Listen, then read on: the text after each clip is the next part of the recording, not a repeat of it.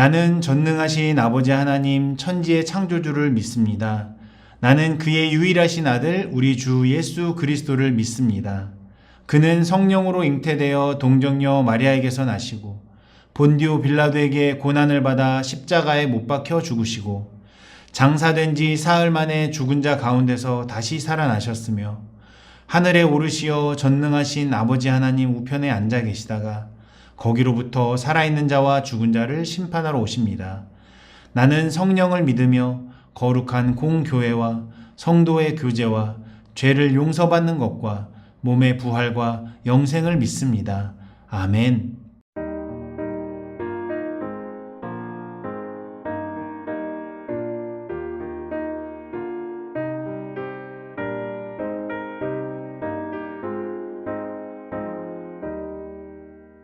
내 맘의 주여 소망 되소서. 주 없이 모든 일 헛되어라.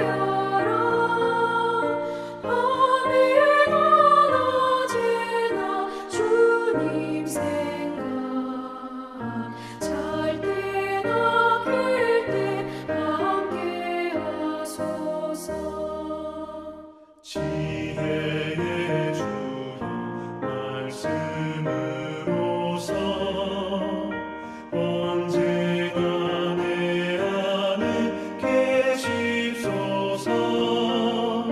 주는 내 아버지 나는 아들, 주 안에 내가 늘 함께하네.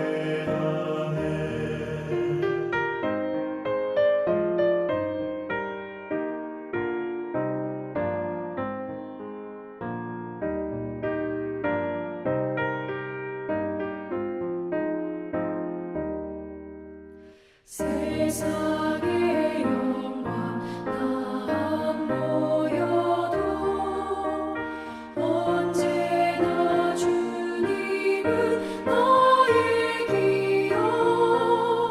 주님만 내 맘에 계시오니 영원한 주님 참 귀하셔라.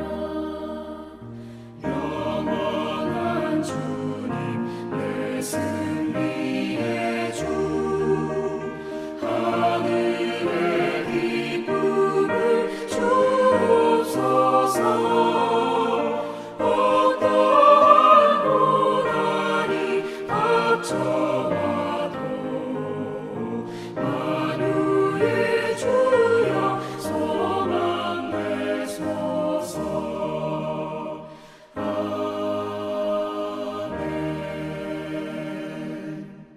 할렐루야. 오늘 이 아침 우리에게 주신 하나님의 말씀은 사사기 16장 20절에서 22절입니다. 우리 함께 읽겠습니다.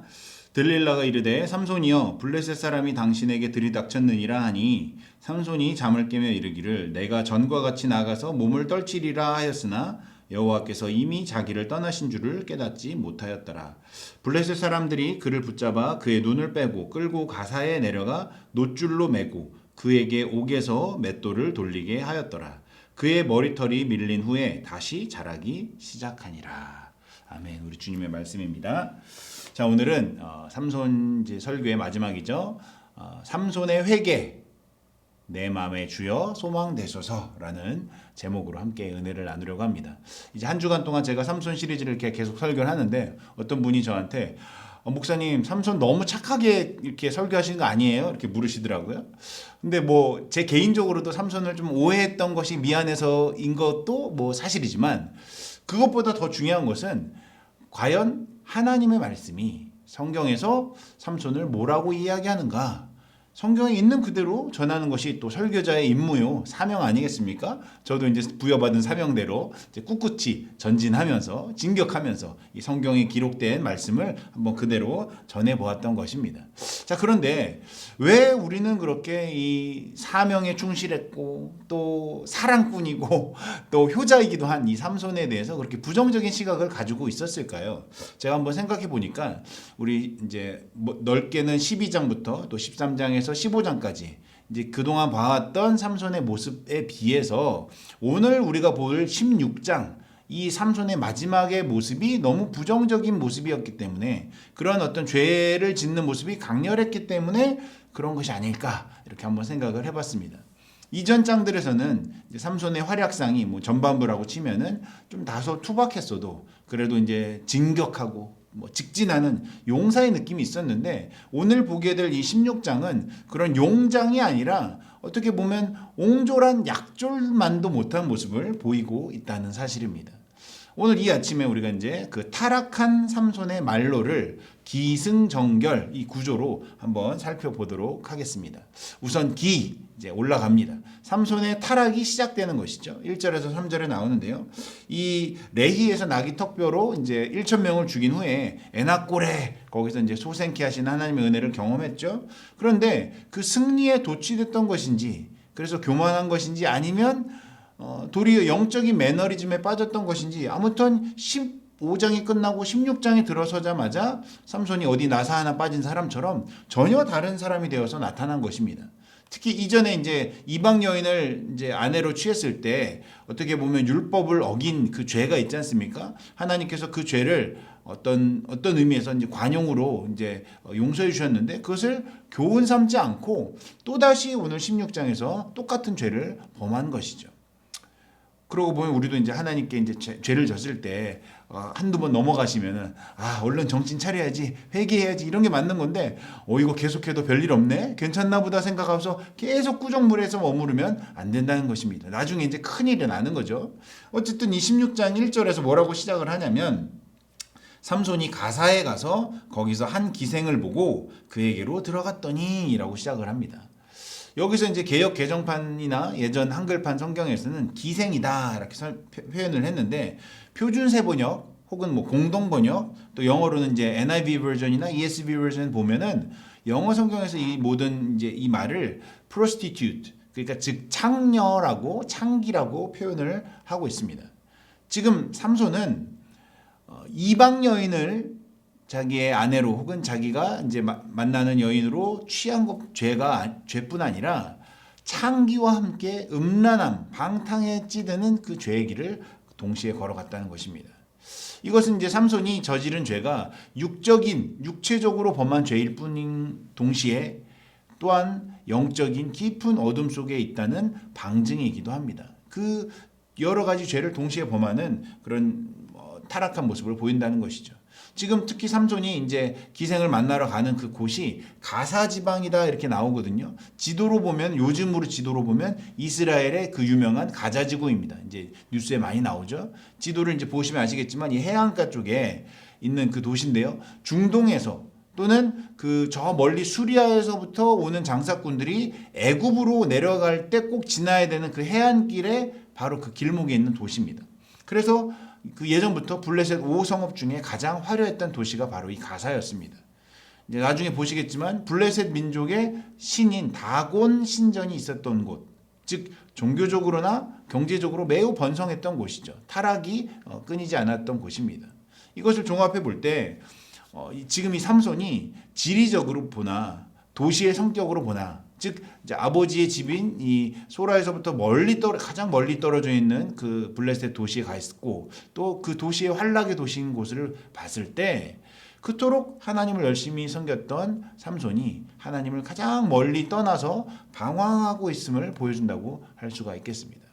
그러니까 15장이 끝나고 어찌된 영문인지 모르겠지만 이 16장에서 자신의 그 사명, 그 초심을 잃어버리고 그렇게 충실하게 섬기던 삼손이 창기의 집을 전전하는 어떤 타락의 길을 걷게 되었다는 것이죠. 그래서 우리가 이제 삼손 하면은 저를 포함해서 많은 사람들이 이제 그 타락한 창기의 집을 들락거리는 술을 막 퍼마시는 그런 이미지가 굳어졌던 것이 아닌가 생각을 하게 됩니다. 그러고 보면 어쨌든 일의 초반부를 잘하는 것도 중요하지만 나중의 이미지가 그 사람을 이제 기억하는 결정적인 이미지가 되는 것을 봤을 때 나중을 잘 마무리하는 게 참 중요하다 이런 생각이 듭니다. 자 어쨌든 이제 삼손을 잡겠다고 이 가사 지방에 소문이 자자한 그 삼손을 잡겠다고 그 블레셋 무리들이 매복을 하기 시작합니다. 그 성문에 매복을 했는데 삼손이 그것을 또 듣고 이제 그들을 상대로 또 괴력을 발휘하죠. 그래서 성문짝 그 문설주 빗장들을 다 빼내서 부셔가지고 그걸 다 가지고 도망갑니다. 삼손이 거기서 뭐 그들을 죽였다 그런 말은 없는데 이것들을 끌고 헤브론 앞산 꼭대기까지 다 들고 갔다고 하니까 아마도 그 능력은 여전했던 것으로 보입니다. 한 가지 흥미로운 점은 이전에 전반부에 나왔던 활약들을 보면 항상 매번 그런 어떤 초인적인 힘을 발휘할 때면 여호와의 영이 삼손에게 뭐 임하심에 갑자기 임하심에 뭐 이런 말들이 나오는데 이번의 경우나 이후에 어떤 일들을 하더라도 그런 일들이 그 여호와의 영이 임했단 말이 전혀 등장하지 않는다는 것입니다. 예전과 지금 어떻게 보면 괴력은 동일했는지 모르겠지만 여호와의 영, 여호와의 이름이 빠지니까 뭐 아무리 뭐 놀라운 일들하고 괴력을 발휘해도 지극히 개인적인 어떤 위기 탈출 혹은 복수를 하는 그저 의미 없이 힘을 과시하는 어떤 무례한과 같은 그런 모습만 남았다는 것이죠. 사랑하는 여러분, 영적인 각성과 성령의 인도하심이 없는 능력은 이렇게 초라할 뿐인 것입니다. 자, 기승, 이제 갈등이 고조됩니다. 그 중심에는 들릴라라고 하는 여인이 나타나죠. 한글 성경으로는 이제 들릴라 이 표현인데요. 이제 흔히 이제 데릴라 이렇게 삼손과 데릴라 이렇게 말하기도 하죠. 근데 영어로는 딜라일라입니다. 딜라일라. 혹시 뭐 눈치 채신 분들은 아시겠지만 옛날에 이제 탐 존스가 불렀던 뭐 조용남 씨도 이제 번역을 해갖고 불렀던 My My My 딜라일라 아시죠? 예, 옛날 노래. 아무튼 이 여자 딜라일라 혹은 들릴라라는 여자는 어떻게 보면 앞에 있었던 그 두 여인 삼손이 딥나에서 만났던 그 첫 번째 아내 그리고 이 창기와 달리 삼손이 사랑하매라는 표현이 나옵니다. 아합이라는 히브리어 단어인데요. 이 삼손이 그 이전의 두 여인과 달리 이 여인 들릴라에게 굉장히 빠져 있다는 것을 성경이 강조해서 표현을 한 것입니다. 이 들릴라는 그 바로 전에 있었던 그 가사의 여인처럼 기생이나 창기라는 표현이 없지만 이 블레셋 방백들이 이 들릴라에게 찾아와 갖고 은 1,100냥을 줄 테니 삼손을 잡게 도와달라 이렇게 부탁하는 걸 보면 그 출신이나 그 들릴라의 행동 거지가 그냥 평범했던 보통의 여자는 아니었음을 우리가 알 수 있습니다.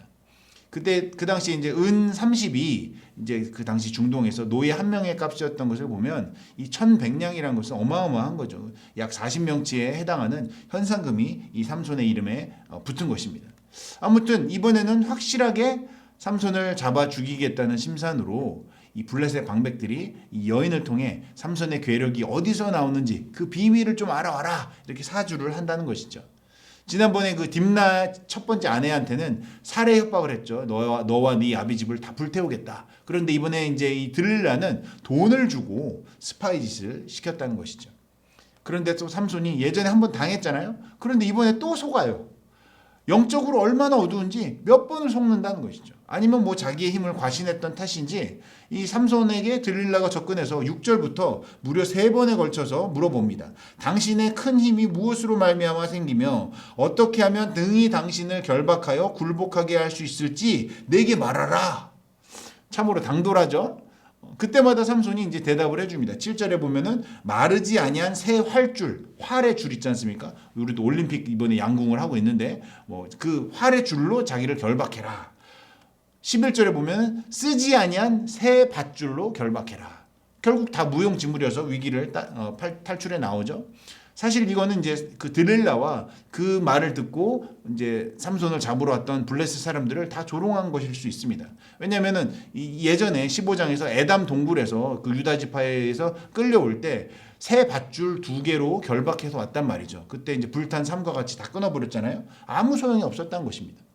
그런데 성경에서도 구하라, 찾으라, 두드리다, 열리리라. 이 말씀을 여기다 적용이 되는지 모르겠지만 이 들릴라가 진짜 구하고 두드리고 찾고 3-4번에 걸쳐서 삼손에게 계속 이제 간청을 합니다. 그러자 이 삼손이 그 머리카락이라는 어떤 실체적 진실에 가까운 힌트를 살짝 주게 되는 것이죠. 3번째 그 여인이 물었을 때 13절에 보면 머리털 7가닥을 배틀의 날실에 섞어 짜면 되리라 이렇게 말을 했다는 것입니다. 물론 이것도 별로 효과는 없었지만 그래도 아마 삼손이 그동안 했던 대답보다 진일보된 어떻게 보면 자기의 거짓말에 속은 그 들릴라와 블레셋 사람들을 조롱하며 했었는데 자기도 점점 경계심이 풀린 거죠. 아니면 누가 와도 내가 이제 물리칠 수 있다. 계속 그렇게 했으니까 그 과도한 자신감 때문인지 어쨌든 슬슬 이제 진실에 가까운 대답을 하기 시작한 것입니다. 16절에 보니까 여인이 날마다 그 말로 그를 재촉하여 조름에 삼손의 마음이 번뇌하여 죽을 지경이라. 이쯤 되면 삼손이 좀 알아차릴 법도 한데 이 4번이나 물으니까 이걸 자꾸 속아 넘어간단 말이죠.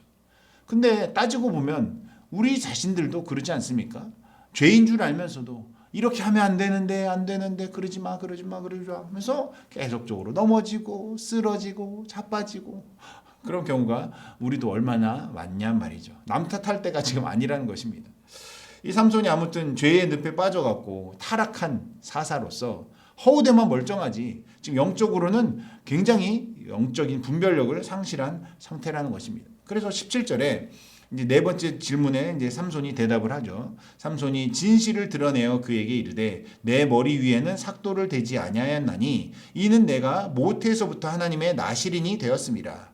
만일 내 머리가 밀리면 내 힘이 내게서 떠나고 나는 약해져서 다른 사람과 같으리라 하니라. 삼손이 진심을 드러냈다고 합니다. 진짜 앞에서 말한 것처럼 진짜 이 들릴라를 사랑하긴 했던 것 같아요. 근데 아무리 경계가 풀려도 유분수지. 그의 비밀이 머리에 있다고 자기가 나실인이었다고 이거를 다 미주알 고절 다 고에 바칩니다. 이제까지 삼손은 어떤 크고 작은 미숙함은 있었지만 스스로 이 나실인으로 하나님이 부르신 그 소명을 포기한 적이 없었다는 것이죠. 이제 그 들릴라에게 얘기함으로 자기의 나실인의 자격을 다 내어놓게 된 것입니다. 사실 우리가 이제 알고는 있지만 이 삼손의 긴 머리털에 하나님의 어떤 헌신에 대한 헌신의 표시지 힘의 원천이 그 머리털에 있는 건 아니지 않습니까? 그런데 하나님의 능력은 이 머리털이 아니라 언제나 하나님 그분 자신으로부터 나오는 것임을 우리는 알고 있습니다. 머리털도 아니고 어떤 물건에 있는 것이 아니라 어떤 주술적인 이유와 그런 의미에 있는 것이 아니라 시편 121편에 보면 내가 산을 향하여 눈을 들리라 나의 도움이 어디서 올까? 나의 도움은 천지를 지으신 여호와께로서로다. 아멘이시죠? 결국은 이 삼손이 그 머리를 깎인 다음에 머리털 7가닥을 밀렸대요. 그래갖고 이 들릴라 무릎에 또 누워가지고 이제 경계심을 모두 내려놓은 채 이제 자고 있으니까 그 자신을 잡으러 온 그 블레셋 사람들이 왔지 않습니까? 그러니까 삼손이 이전 3번처럼 언제든지 뭐 충분히 내가 물리칠 수 있다 이렇게 생각을 했는데 그렇지 못했다는 것이죠. 왜냐하면 초심을 잃어버리고 자신의 사사 직분을 망각한 채 그것을 경홀히 여긴 죄로 20절에 보니까 여호와께서 이미 자기를 떠나신 줄을 깨닫지 못했다 이렇게 기록하고 있다는 것이죠. 자, 이제 기승전 이제 삼손에게 새로운 전환의 국면이 시작이 됩니다. 21절에서 27절에요. 여호와께서 떠나신 후 블레셋에게 이제 사로잡힌 삼손이 이제 그들의 본거지로 끌려가게 됩니다. 이제 비참한 말로를 맞이하게 되죠. 첫 번째로는 이제 2눈을 뽑히죠. 당시 중동의 노예들이 다 2눈을 뽑혔다고 합니다. 그리고 두 번째로 이 놋줄에 매어서 맷돌을 돌려야 하는 그 이제 노동을 하게 됩니다. 그리고 세 번째로 그 블레셋 사람들의 신인 다곤을 위한 신전에 이제 24절에 보니까 예배를 드릴 때 이 삼손이 끌려옵니다. 우리의 땅을 망쳐놓고 우리의 많은 사람을 죽인 원수를 우리의 신 다곤이죠. 우리의 신이 우리 손에 넘겨주었다. 이런 소리를 들으면서 이제 그야말로 그 다곤 신을 위한 예배에 찬양의 이유요 감사의 제물이 된 것이죠. 이 삼손이 참으로 수치스러운 일이 아닐 수 없습니다. 자, 4번째가 가장 비참한데요. 그 강하던 용사, 사사 중에 사사였던 삼손이 그 군중들 앞에 불려나가서 예배 끝난 다음에 뭐 재롱을 부리는, 재주를 부리는 어떤 수모를 당했다는 것입니다. 무슨 재주를 부렸는지 모르겠지만 어쨌든 온갖 조롱과 모욕을 당했다는 것이죠. 마태복음 5장 13절에서도 예수님이 그런 말씀을 하셨죠. 너희는 세상의 소금이니 소금이 만일 그 맛을 잃으면 무엇으로 짜게 하리요? 소금이 그 맛을 잃으면 후에는 아무 쓸데없어 다만 밖에 버려져 사람에게 밟힐 뿐이니라. 사명을 잃어버린 자, 맛을 잃어버린 소금, 이 반복된 죄악으로 인해서 여호와의 영이 떠난 자의 말로가 바로 이렇게 비참하다는 것입니다. 사람의 발에 밟히는 존재가 되어버린다는 것이죠. 그러자 이 삼손이 어떻게 보면 살 소망까지 끊어진 것 같은 이 삼손에게 하나님께서 한 줄기 빛과 같은 소망을 피어나게 하신다는 것이죠. 22절에 보니까 그의 머리털이 밀린 후에 다시 자라기 시작하니라. 할렐루야. 반전의 반전이 이제 시작이 된 것입니다.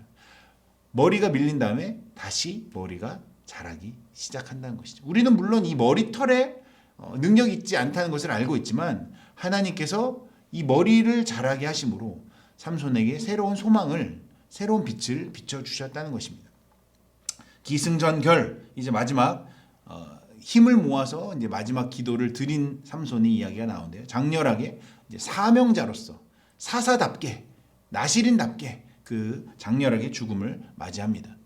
28절에 보니까요. 삼손이 여호와께 부르짖어 이르되 주 여호와여 구하옵나니 나를 생각하옵소서. 하나님이여 구하옵나니 이번만 나를 강하게 하사 나의 두 눈을 뺀 블레셋 사람에게 원수를 단번에 갚게 하옵소서.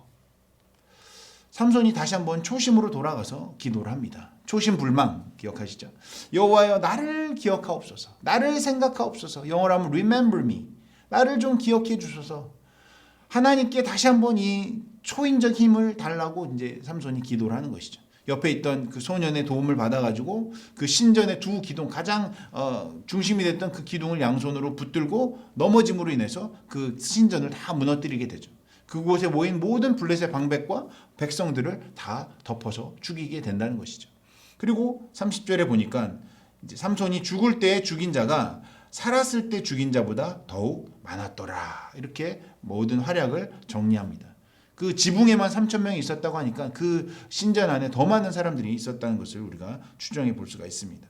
그야말로 그 어떤 영화보다도 영화 같은 어떤 아주 스펙타클한 어떤 강렬한 어떤 결론을 이야기를 마무리하고 있다는 것이죠.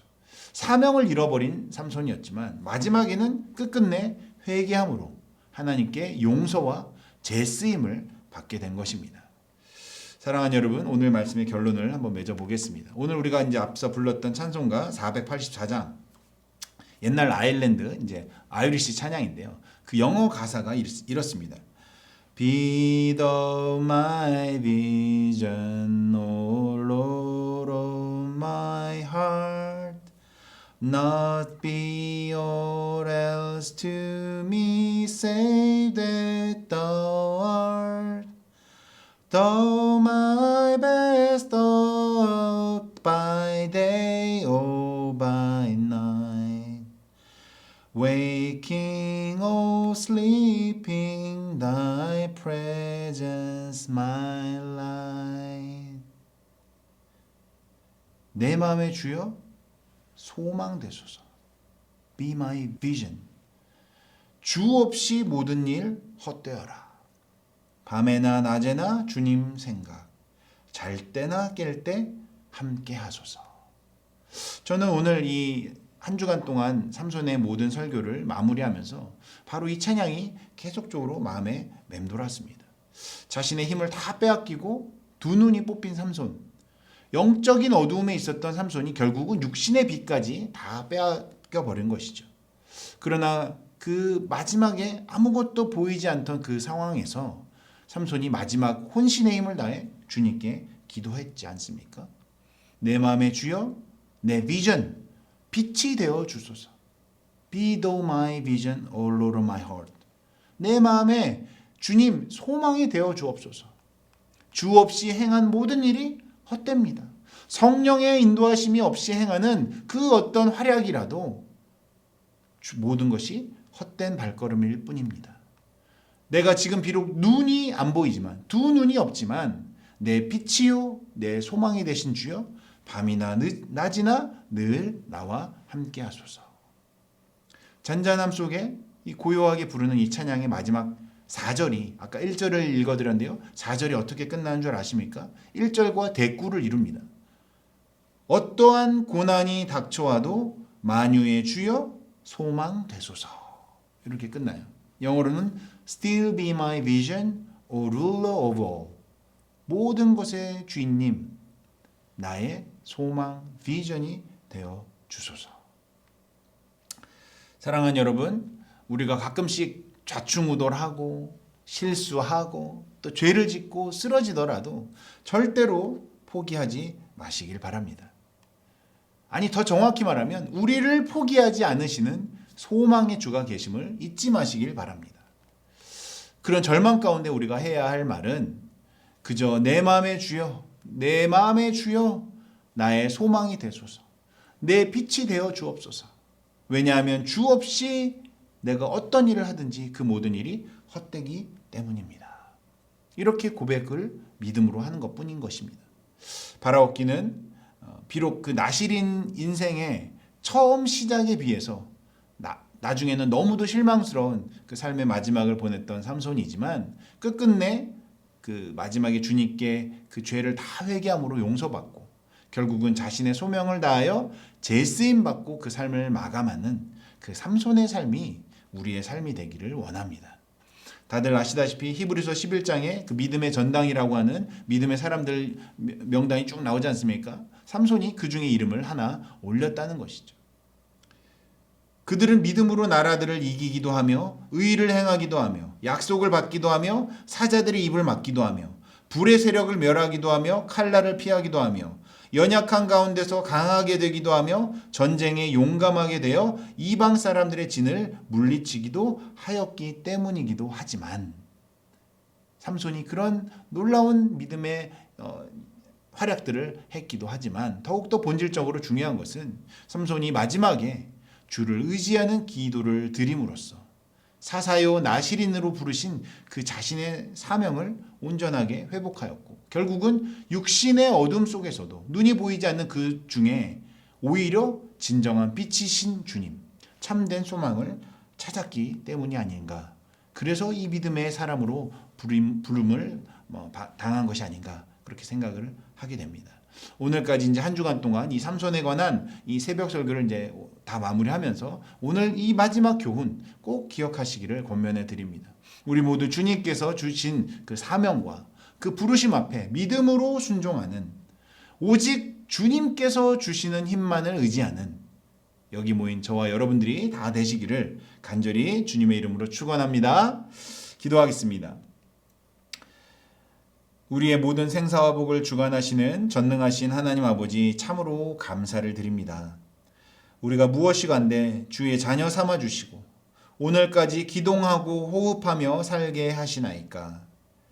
삶의 여러 시험과 역경이 닥쳐오더라도 오늘 말씀의 교훈처럼 우리의 도움은 천지를 지으신 우리 여호와께로만 나옴을 잊지 않게 하여 주시옵소서. 특별히 우리가 죄를 짓고 낭망하여 있더라도 회개하는 자의 기도를 찾으시는 그 신실하신 주님 앞에 속히 돌아올 수 있도록 은혜와 긍휼의 주님 성령으로 저희와 함께하여 주시옵소서. 이 모든 말씀 내 마음의 주요 유일한 소망과 빛이 되시는 우리 주 예수 그리스도의 이름으로 간절히 기도하옵나이다. 아멘. 하늘에 계신 우리 아버지, 아버지의 이름을 거룩하게 하시며 아버지의 나라가 오게 하시며 아버지의 뜻이 하늘에서와 같이 땅에서도 이루어지게 하소서. 오늘 우리에게 일용할 양식을 주시고 우리가 우리에게 잘못한 사람을 용서하여 준 것 같이 우리의 죄를 용서하여 주시고 우리를 시험에 빠지지 않게 하시고 악에서 구하소서. 나라와 권능과 영광이 영원히 아버지의 것입니다. 아멘.